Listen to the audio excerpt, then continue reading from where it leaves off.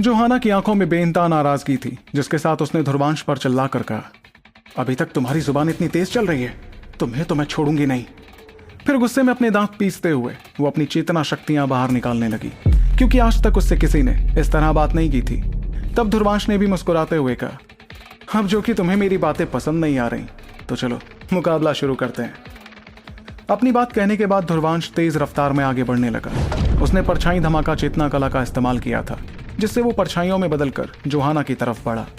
इस दौरान उसकी दोनों उंगलियां सुनहरे रंग की थी और वो तेजी से जोहाना के गले की तरफ जाने लगी। जब जोहाना ने ध्रुवांश के इस हमले को देखा तो उसके चेहरे पर हंसी आ गई और उसने उस हमले से बचने की कोशिश तक नहीं की, बल्कि उसके शरीर से निकली चेतना शक्तियां इस कदर बढ़ गईं कि उसने ध्रुवांश को बड़ी आसानी से पीछे धकेल दिया। एक मध्य के दिव्यमान और परमवीर के बीच का फासला बहुत ज्यादा होता था। तब जोहाना ने आंखों में बेरहमी के साथ कहा, महज इतनी शक्तियों के साथ तुम्हारी इतनी हिम्मत हुई कि तुम मुझसे मुकाबला करने आ गए। अपनी पूरी शक्तियां बाहर निकालो, क्योंकि मैं तुम्हें दोबारा हमला करने का मौका नहीं देने वाली। ये सुनकर ध्रुवांश ने बेझिझक काले रंग की चेतना शक्तियां बाहर निकाली और एक झटके में आसमान में एक बहुत बड़ा काले रंग का हाथ तैयार किया। इस हाथ के साथ ही ध्रुवांश के ठीक सामने एक सुनहरी मीनार तैयार हो गई, जो तेजी से आगे बढ़ते हुए जोहाना पर हमला करने लगी। इस दौरान आसमान में तैयार हुआ हाथ भी उस पर हमला कर रहा था। ध्रुवांश को पता था कि इतने ताकतवर योद्धा के सामने उसे अपने सबसे ताकतवर हमले ही इस्तेमाल करने पड़ते। तब जोहाना ने दोनों तरफ से आते हमलों को देखकर कहा, यह कम से कम पिछले हमलों से तो बेहतर है, लेकिन है ये भी बहुत कमजोर। इतना कहते ही वो तुरंत जमीन से छलांग लगाकर ऊपर की तरफ जाने लगी और सबसे पहले उसने काले हाथ पर हमला कर उसे तबाह कर दिया। ध्रुवांश ने देखा कि जोहाना के हमले में कितनी ज्यादा ताकत थी, मगर उस काले हाथ को खत्म करने के बाद भी वो रुकी नहीं और अपनी चेतना शक्तियों से एक भाला तैयार कर उसने सुनहरी मीनार पर भी जोरदार हमला कर दिया। फिर ध्रुवांश की नजरों के सामने वो भाला उस विशालकाय मीनार को चीरते हुए आगे बढ़ा। चेतना शक्तियों की खतरनाक लहर चारों तरफ फैलने लगी और सब कुछ धुंधला पड़ गया।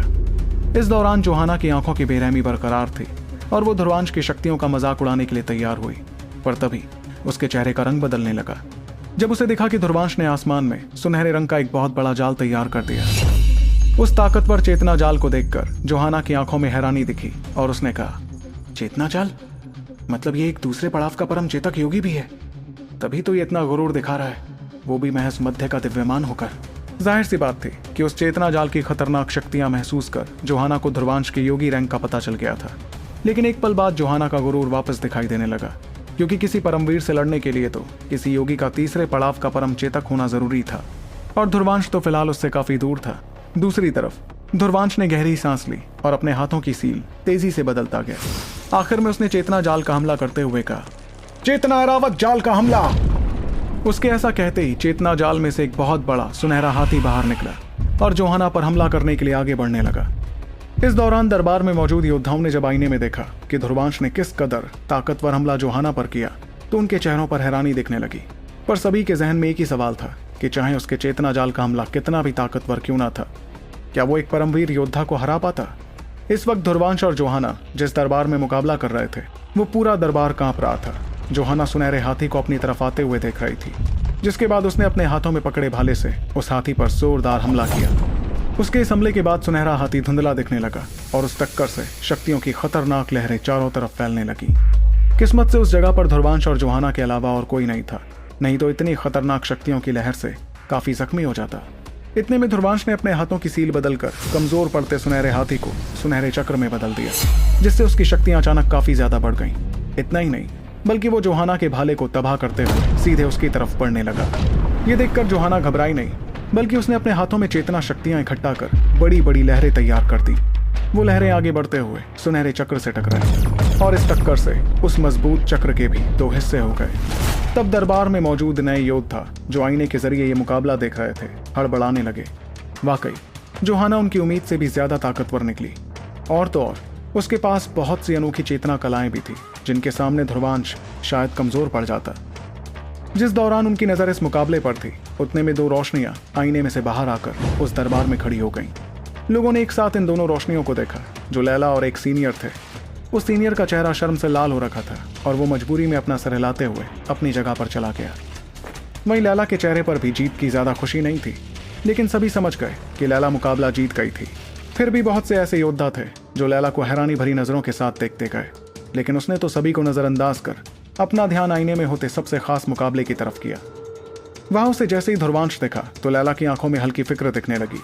दूसरी तरफ एक जोरदार धमाका हुआ और जोहाना का शरीर ध्रुवांश के ठीक सामने आ गया। वहां पहुंचकर उसने बेरहमी से ध्रुवांश के सीने पर एक जोरदार हमला कर दिया, जिसे ध्रुवांश ने अपने हाथों से रोका। पर उस हमले में इतनी ताकत थी कि ध्रुवांश उड़ते हुए बहुत पीछे जा गिरा। फिर जैसे तैसे खड़े होकर वो अपने हाथ हिलाने लगा, क्योंकि उसके हाथ सुन पड़ गए थे। तब उसके चेहरे पर थोड़ी परेशानी दिख रही थी। ये दूसरी बार था जब उसका मुकाबला किसी परमवीर से हो रहा था। पहली बार तो प्राचीन अमरपक्षी की मदद से वो विशंभर को हराने में कामयाब रहा था, लेकिन ऐसा करने की भी ध्रुवांश को काफी भारी कीमत चुकानी पड़ी थी और वो आधे महीने तक बिस्तर से उठ भी नहीं पाया था। और आज तो वो अमरपक्षी की शक्तियां भी इस्तेमाल नहीं करना चाहता था। इतने में जोहाना का शरीर दोबारा गायब होते हुए ध्रुवांश के ठीक सामने आ गया और उसने हंसते हुए उस पर एक और जोरदार हमला कर दिया। लेकिन ऐन वक्त पर ध्रुवांश ने खुद को पीछे किया, जिसके बाद वो चैन की सांस लेने लगा। ऐसा करते हुए उसने धीमी आवाज में कहा, बाल बाल बच गया। जोहाना का ये हमला तो पिछले हमले से भी ज्यादा ताकतवर था। लगता है मुझे अमरपक्षी से मदद मांगनी पड़ेगी। ऐसा कहकर उसने अपनी अंतरात्मा को तेजी से अमरपक्षी के पास भेजा, जिसे देखकर अमरपक्षी कहने लगी, तुम्हें मेरी शक्तियों की जरूरत तो नहीं पड़ेगी ना? बड़ी मुश्किल से तो 2 परमवीर आत्मिक अंशों की शक्तियों से मैं अपनी ताकत हासिल कर पाई हूं। और वैसे भी तुम जिंदगी मौत का मुकाबला तो लड़ नहीं रहे हो जो तुम्हें मेरी शक्तियों की जरूरत पड़े। हार जाओ इस लड़की से, तुम्हारे गुरूर के सिवाय और तो तुम्हें कोई नुकसान नहीं होगा। इस पर ध्रुवांश की अंतरात्मा ने जवाब दिया, मैं यहाँ सिर्फ अपने हिस्से की शक्तियां लेने आया हूँ। शायद तुम भूल गई हो कि खून के रिश्ते के बाद तुम्हारी शक्तियां सिर्फ तुम्हारी नहीं रही, मेरी भी हो गई हैं। भले ही वो जितनी शक्तियां इस वक्त इस्तेमाल कर पाता, वो विशंभर के खिलाफ किए हमले से तो काफी कम थी, लेकिन मौजूदा हालात में तो वो भी ध्रुवांश के लिए काफी होती। तब अमरपक्षी ने आह भरते हुए अपनी आंखें बंद की और धीमी आवाज में कहा, जो करना है करो। उसके शरीर से काले रंग की आग निकलती जा रही थी, जो ध्रुवांश की अंतरात्मा में जाती गई। दूसरी तरफ जोहाना ने देखा कि ध्रुवांश कैसे अपनी जान बचाकर उससे भाग रहा था। तब उसने मुस्कुराकर ध्रुवांश की बेइज्जती करते हुए कहा, क्या हुआ नवाड़ी, अब नहीं चल रही तुम्हारी जुबान? पता चल गया कि तुम्हारी और मेरी काबिलियत में कितना ज्यादा फर्क है, लेकिन तुमने मुझे नाराज कर दिया है और इसकी कीमत तुम्हें अब चुकानी ही पड़ेगी। वैसे भी अब वक्त आ गया है ये मुकाबला खत्म करने का। ये कहते ही उसने अपने हमले और भी ज्यादा खतरनाक कर दिए ताकि वो मुकाबला जल्द से जल्द खत्म कर सके। इसलिए उसकी चेतना शक्तियां भी बहुत ज्यादा ताकतवर हो गई थी और वो हड़बड़ाकर ध्रुवांश पर हमला करने लगी। लेकिन जैसे ही वो ध्रुवांश पर हमला करने वाली थी, तभी ध्रुवांश की आंखों में काले रंग की आग जलने लगी और उसके चेहरे पर हल्की मुस्कुराहट आ गई। इस मुस्कुराहट के साथ ही ध्रुवांश ने उससे कहा, जोहाना, मुकाबला खत्म होने से पहले ही जीत की खुशी मनाना हानिकारक हो सकता है। फिर ध्रुवांश ने एक जोरदार मुक्का आगे जड़ दिया, जिससे बेहिसाब काले रंग की चेतना शक्तियां आगे निकली और इस बार इन शक्तियों में आग भी जल रही थी। वो मुक्का जैसे ही जोहाना के हमले से टकराया तो एक जोरदार झटका महसूस हुआ और जमीन पर दरारें पड़ने लगी।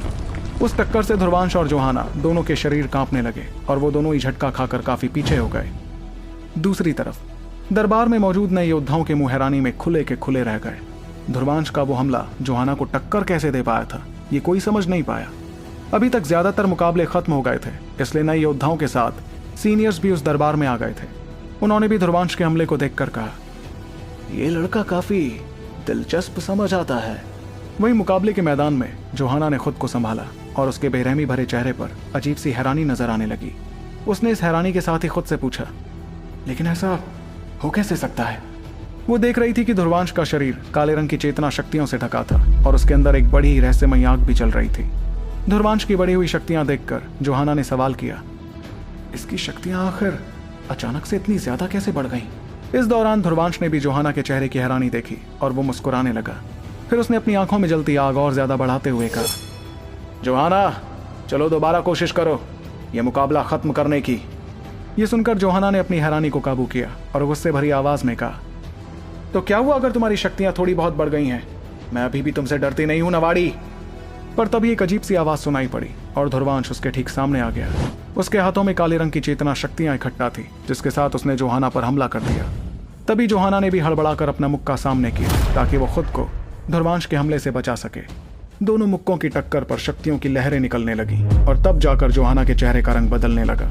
ऐसा इसलिए क्योंकि वो महसूस कर पा रही थी कि ध्रुवांश की शक्तियां उसकी शक्तियों पर हावी पड़ रही थीं, बल्कि काली चेतना शक्तियों में मौजूद आग जोहाना की शक्तियों को जलाकर गायब कर रही थीं।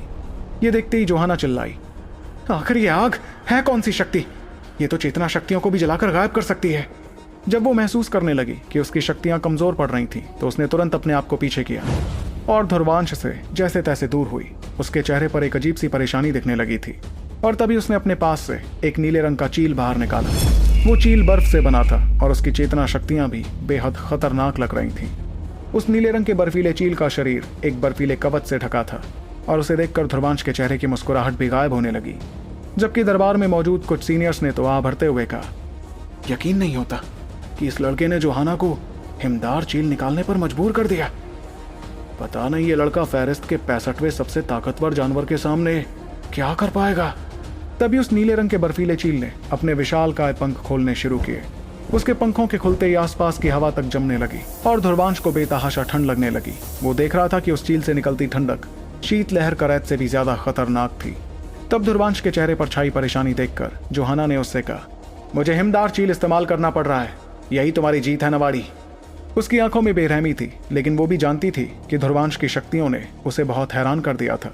बल्कि ये सब कुछ तब था जब ध्रुवांश महज मध्य का दिव्यमान था। इसका मतलब अगर वो चरम का दिव्यमान हो जाता तब तो वो शायद जोहाना को भी हरा देता।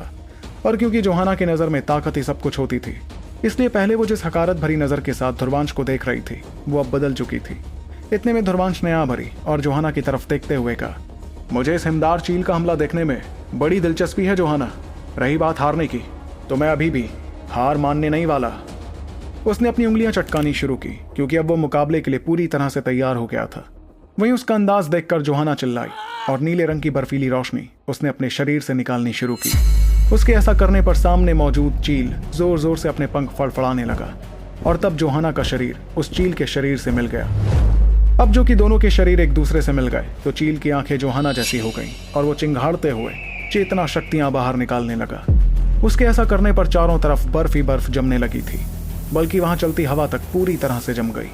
तभी उस हिमदार चील ने आसपास की बर्फ से चेतना शक्तियां सोखना शुरू किया, जिसके बाद वो तेजी से आगे बढ़ते हुए ध्रुवांश पर हमला करने लगा।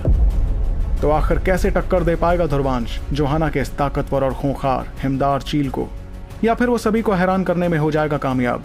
जानने के लिए सुनते रहिए सुपर योद्धा, सिर्फ पॉकेट एफएम पर।